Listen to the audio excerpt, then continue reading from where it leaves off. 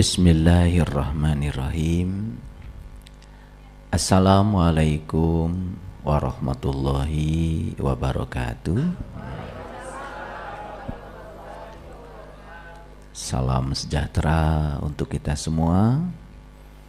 Om Swastiastu, Namo Buddhaya, salam kebajikan, Sampurasun. Rahayu Sagung Dumadi. Semoga seluruh makhluk hidup di semesta ini, baik yang kelihatan maupun yang tidak kelihatan, setiap ruang dan waktu, di semua tingkatan, senantiasa hidup berbahagia. Kita bersyukur atas hari baru yang masih dititipkan semesta kepada kita. Sepanjang tubuh ini masih diizinkan bernafas, berarti semesta masih akan menggunakan kita sebagai tangannya. Oleh karena itu, mari kita bersyukur atas semua limpahan kasih sayang tanpa batas, bersama-sama memujinya dengan membaca hamdalah. Alhamdulillahirabbil alamin. Mari kita awali proses belajar kita hari ini bersama-sama memohon ridho dan berkah Allah. Semoga Allah meridhoi, memberkahi dan melimpahkan ilmu yang akan menjadi penolong bagi kita, seraya menyapa asmanya dengan kelembutan dan cinta dengan membaca basmalah. Bismillahirrahmanirrahim. Saya ingin berbagi pengalaman tentang betapa dahsyatnya kekuatan perasaan. Dan sebelum saya masuk pada topik ini, saya ingin mengingatkan bahwa apapun yang terjadi kepada kita, orang yang didatangkan di sekitar kita, kejadian, peristiwa, semua itu sebetulnya adalah perasaan kita yang telah menariknya. Tapi banyak yang tidak jujur terhadap ini, karena ada konsep yang keliru di alam bawah sadar kita, di mana kita menganggap seakan-akan segala sesuatu yang terjadi itu sumbernya sama, yaitu Tuhan. Padahal Tuhan itu adalah sumber cinta, sumber keindahan, sumber kebaikan, sumber kedamaian, sumber keberlimpahan. Jadi sederhana sebetulnya. Orang yang hidupnya harmonis, berkelimpahan, sehat, waras, apapun yang dia butuhkan selalu ada, itu karena dia sudah mampu menggunakan kekuatan Tuhan dalam dirinya. Dan sebaliknya orang-orang yang hidupnya berantakan, sakit, kekurangan, hubungan sosial terganggu, itu sebetulnya bukan dari Tuhan. Itu berasal dari ketiadaan Tuhan. Loh, memangnya Tuhan pernah tidak ada? Ya tentu saja, Tuhan selalu ada, karena Dia meliputi seluruh ruang dan waktu. Tetapi kita ada fase di mana kita merasakan ketidakhadirannya. Oleh karena itu, gelap dengan terang itu bedanya. Kalau gelap itu adalah ketiadaan cahaya, kalau terang itu adalah kehadiran cahaya. Jadi kebaikan itu karena kehadiran Tuhan, sedangkan semua yang sebaliknya itu karena ketidakhadiran Tuhan. Sebetulnya ini gampang membuktikannya. Coba saat kita berani melakukan sesuatu yang melawan jiwa kita sendiri. Kan kita sebetulnya sedang berbohong pada diri sendiri. Dan saat itu kita mengalami ketidakhadiran Tuhan. Memangnya Tuhan pernah meninggalkan tubuh ini? Tentu saja tidak. Tetapi kesadaran kita yang meninggalkan. Nah, kenapa saya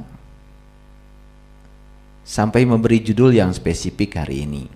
Dahsyatnya kekuatan perasaan. Karena ternyata semua ilmuwan yang bergerak di bidang neuroscience sepakat bahwa kreator kehidupan kita sebenarnya kita sendiri.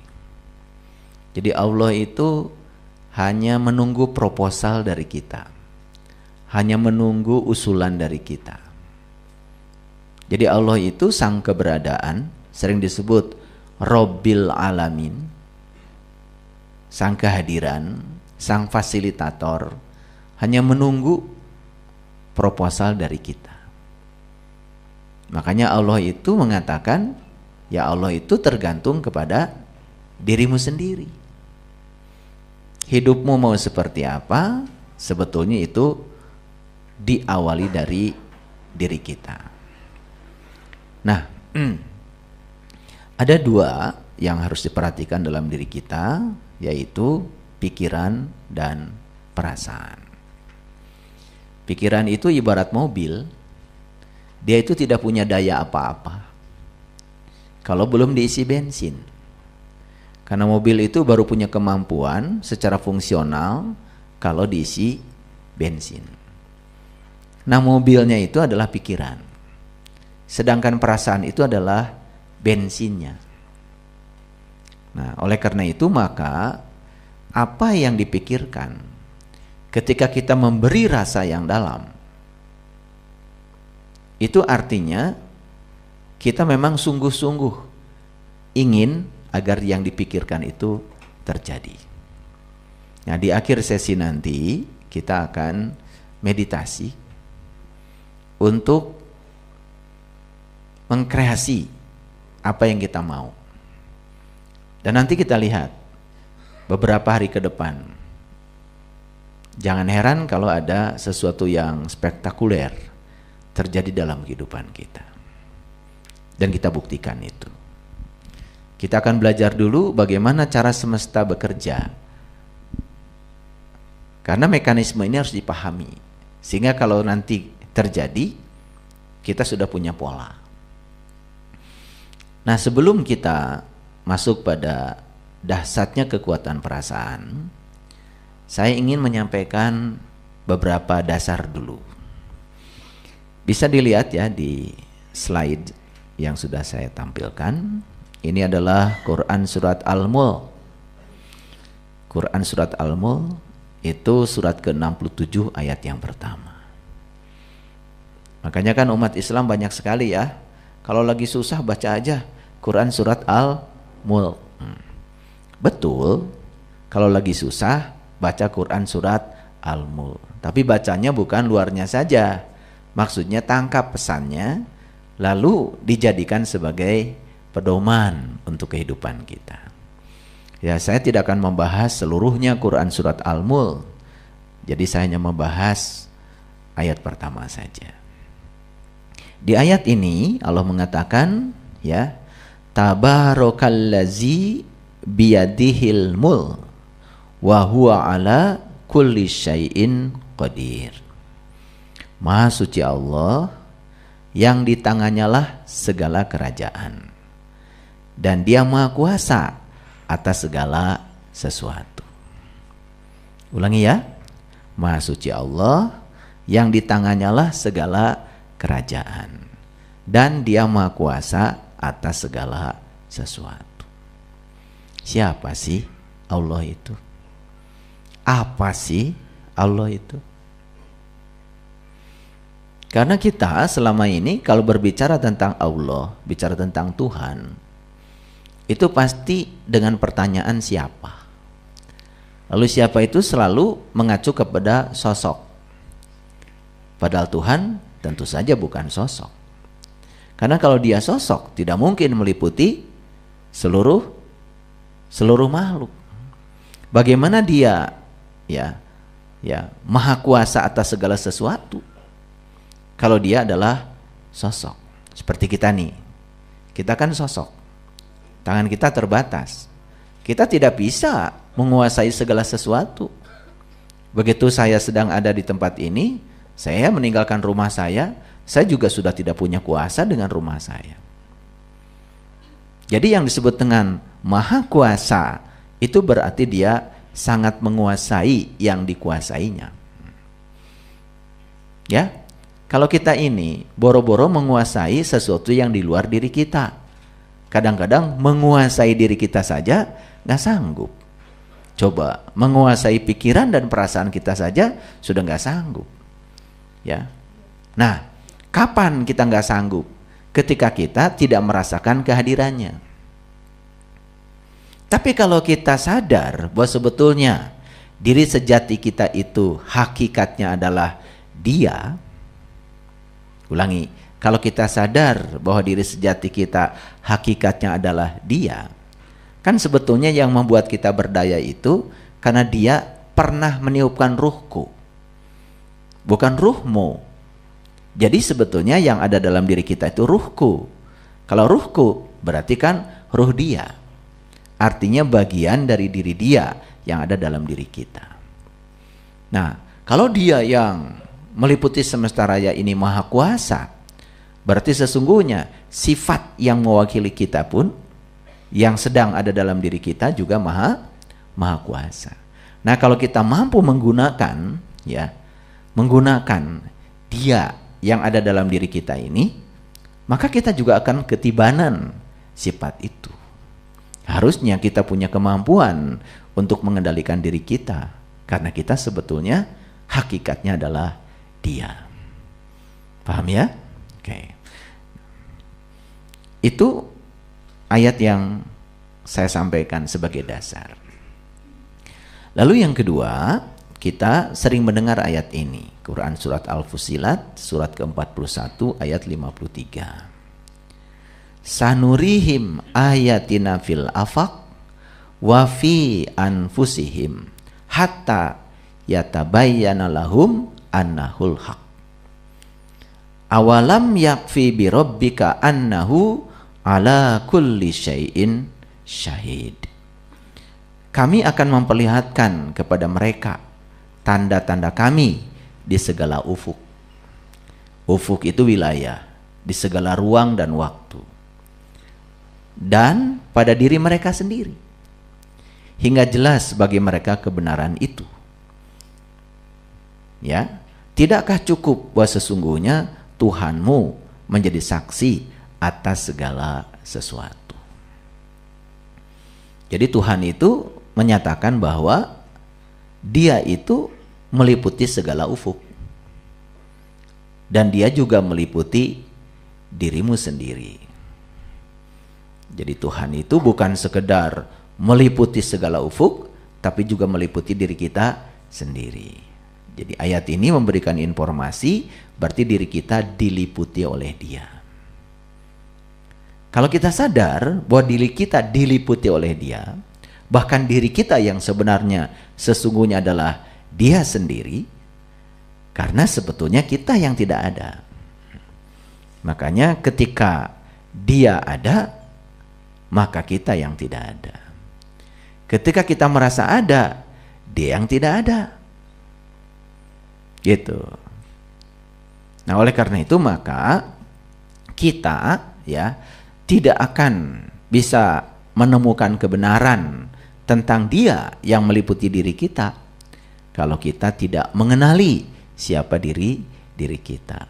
Makanya kembali lagi, sumber pengetahuan utama yang harus kita ketahui dalam kehidupan ini adalah pengetahuan tentang siapa diri kita. Karena kalau kita tidak tahu siapa diri kita, kita juga tidak akan tahu siapa Tuhan kita. Makanya Nabi Muhammad jelas mengatakan, man arofa nafsahu faqad arofa rabbahu. Siapa yang kenal dirinya, maka dia akan kenal Tuhannya. Jadi pengetahuan tentang diri ini menjadi pengetahuan utama dan pertama yang harus diketahui oleh kebanyakan orang.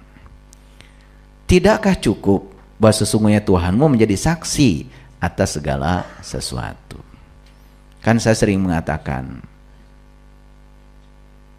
Dia itu maha hidup, maha hidup. Dia itu suka tidur? Tidak.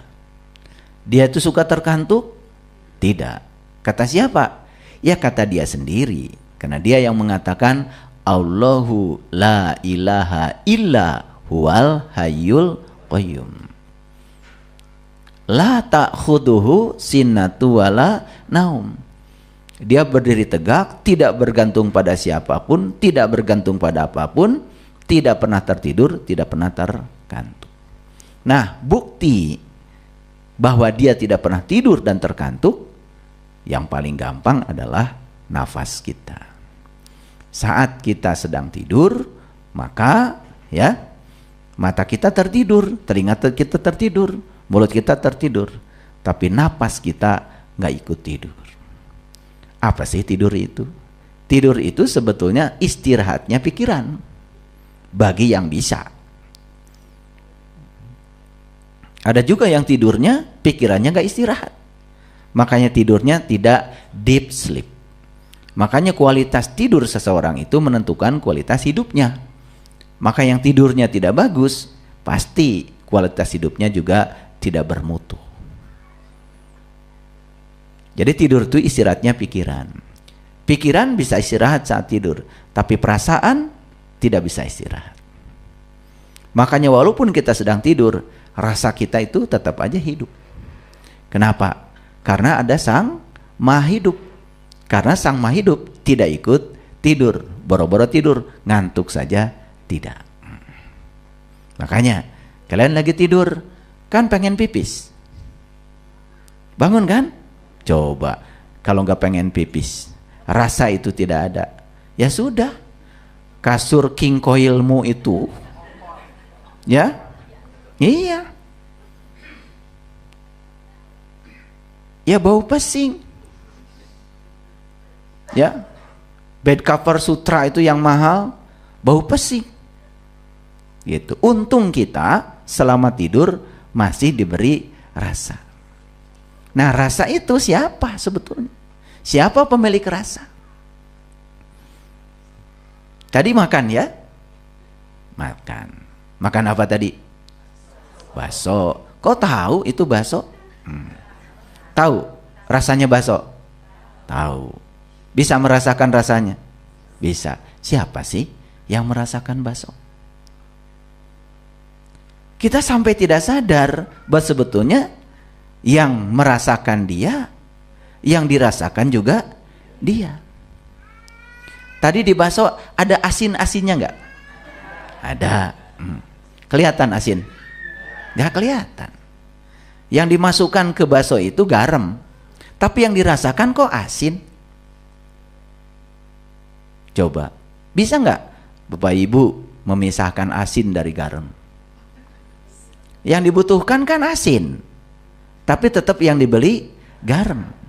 Tapi sampai sekarang belum ada orang yang bisa memisahkan rasa asin dari garam.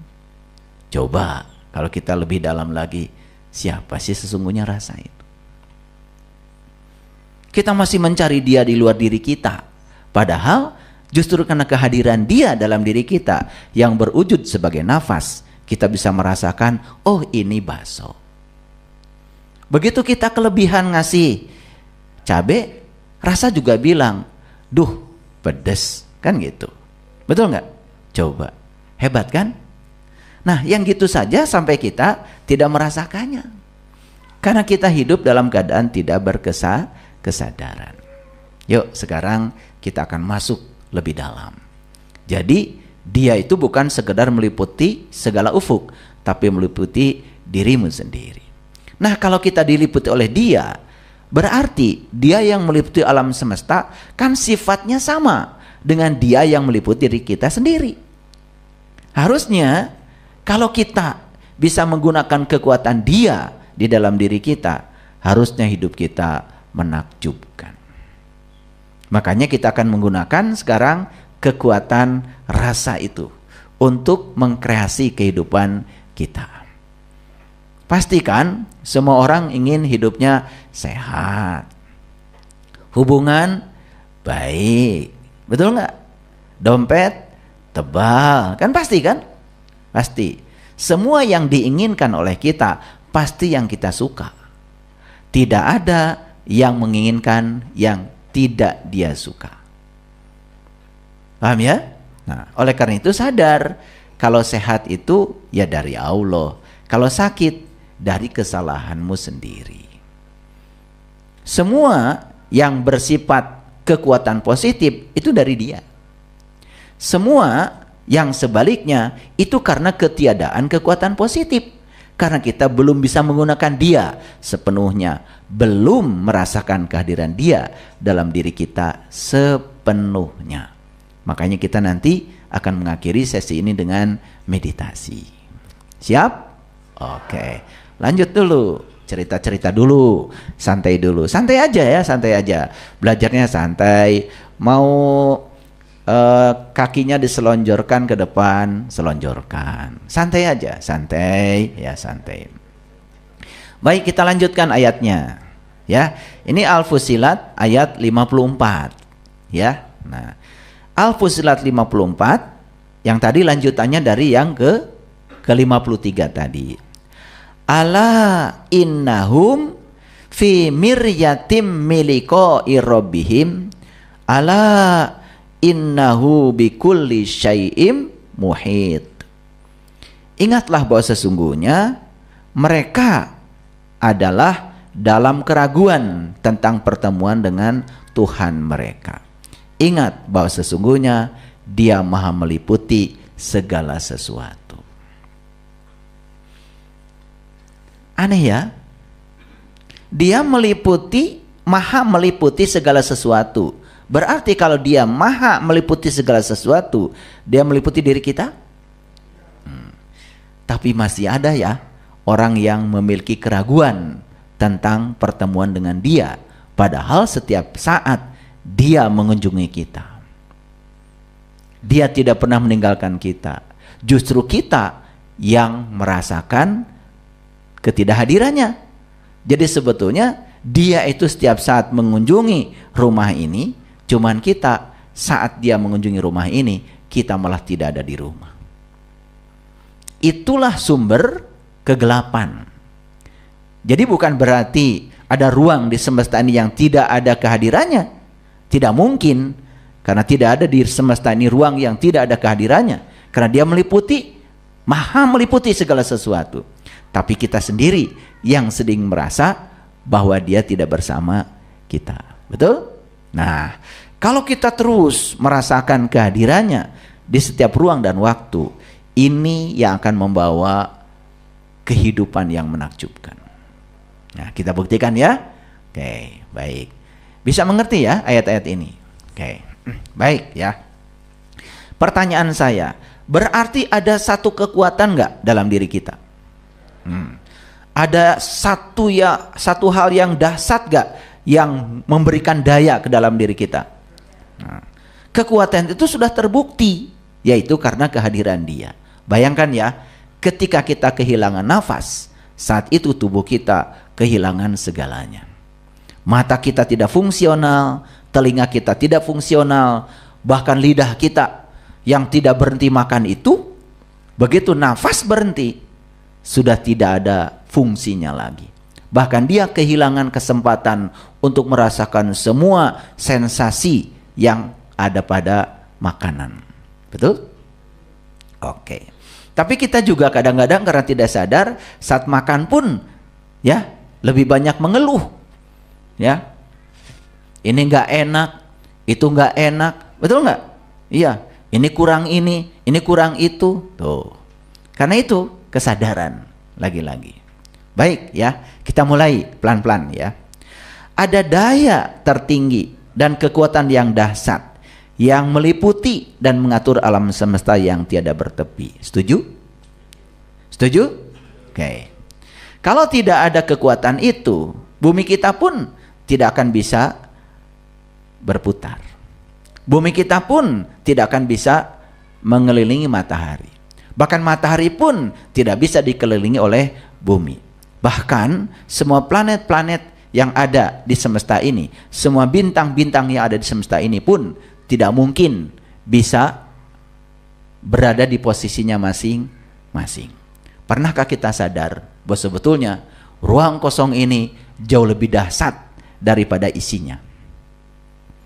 Ruang kosong ini lebih tak terbatas daripada isinya. Coba kalau kita memandang, ya, bahkan mata kita tidak sanggup memandang betapa tak terbatasnya ruang kosong. Ternyata begitu pakai teleskop, kaget. Ternyata di tempat sana masih ada planet seperti kita. Di tempat sana masih ada matahari-matahari yang lain selain matahari yang kita saksikan. Jadi rupanya, ya, planet bintang di semesta ini jumlahnya triliunan, bahkan tanpa batas. Itu yang triliunan itu yang sudah terhitung oleh manusia dengan teknologi. Nah, alam semesta ini tanpa batas. Berarti di daerah sana pun masih banyak sebetulnya yang belum ditemukan oleh manusia. Paham sampai sini? Oke. Nah, sekarang kita tidak berbicara itu, hanya berbicara kekuatan dahsyat yang meliputi diri kita saja. Setuju nggak kalau kita adalah bagian dari daya itu? Setuju? Setuju nggak kalau kita bagian dari kekuatan itu? Setuju? Berarti kalau begitu kita ini berdaya atau tidak? Lah, kenapa kita merasa lemah? Kenapa kita tidak bisa mengkreasi kehidupan yang tanpa batas? Sebetulnya siapa yang mengkreasi kehidupan berbatas? Siapa yang menciptakan kesusahan? Siapa yang menciptakan kekurangan? Semua adalah batas-batas yang diciptakan oleh kita sendiri karena kita tidak menyadari daya ini. Jadi tugas kita sekarang adalah kita harus menemukan cara untuk dapat mendapatkan kehidupan yang menakjubkan dengan cara mempergunakan daya itu. Setuju? Oke. Pelan-pelan ya, ngajinya pelan-pelan. Ini kecepatannya hanya 2 km per jam. Ya, ada daya yang sangat dahsyat.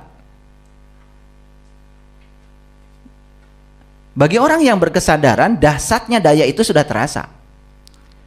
Karena dia juga tidak mungkin bisa melangkahkan kakinya tanpa daya itu. Bahkan untuk mengangkat tangan pun tidak mungkin tanpa daya itu. Betul?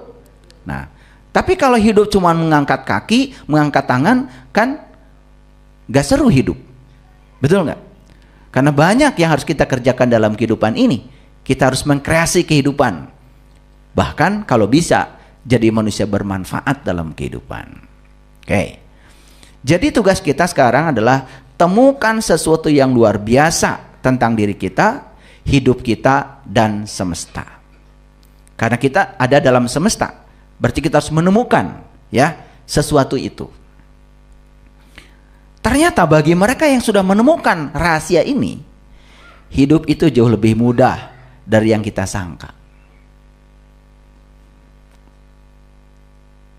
Dulu orang-orang mengira untuk mendapatkan uang banyak harus kerja keras.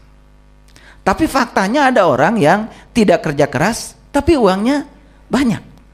Karena ada orang yang kerja nemok dari pagi sampai sore, tetap aja sehari 150.000. Apa nggak kerja keras itu? Betul nggak? Jadi ada orang tertentu yang penghasilannya berlipat-lipat karena dia sudah bisa menemukan daya ini dan menggunakannya. Jadi sebetulnya ada orang yang kehidupan berkelimpahan itu karena dia sudah bisa menggunakan daya ini. Ada orang yang hidupnya serba kekurangan sebetulnya karena dia mengalami ketiadaan daya ini. Dia belum bisa menggunakan daya ini. Jadi sebetulnya hidup ini harusnya lebih mudah dari yang kita sangka.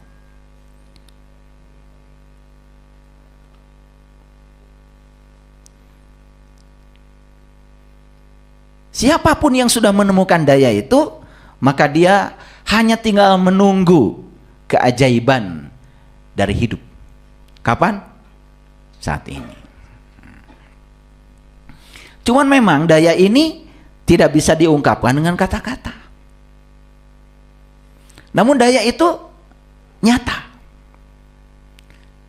Ada. Ada kan? Coba angkat tangannya. Tuh. Kok tangan bisa terangkat ya? Kenapa? Nah, tapi ada daya juga kalau tidak ada keinginan, tangan tidak terangkat. Betul nggak? Karena ada keinginan dulu. Ada keinginan mengangkat tangan. Lalu daya bekerja. Jadi sebetulnya asal punya keinginan, daya bekerja. Coba sekarang angkat tangan lalu putar-putar tangannya. Loh kok bisa muter tangannya? Nah, karena ada daya di sini dan ada keinginan ingin memutarkan tangan. Jadi rupanya daya itu baru bekerja kalau ada keinginan. Nah, kenapa sih cuman ingin muter-muter tangan aja? Betul nggak? Gitu. Coba sekarang ya, ambil uangnya yang ada di dompet, ambil. Ambil. Keluarkan aja. Nggak akan diminta sama saya. Keluarkan aja. Loh, kok tangan bisa mengeluarkan uang? Kenapa? Karena ada keinginan. Jadi sebetulnya asal punya keinginan, daya bekerja. Tapi sadar nggak kita selama ini bahwa sebetulnya keinginan kita itu tercapai karena ada daya yang hebat dalam diri kita. Sadar?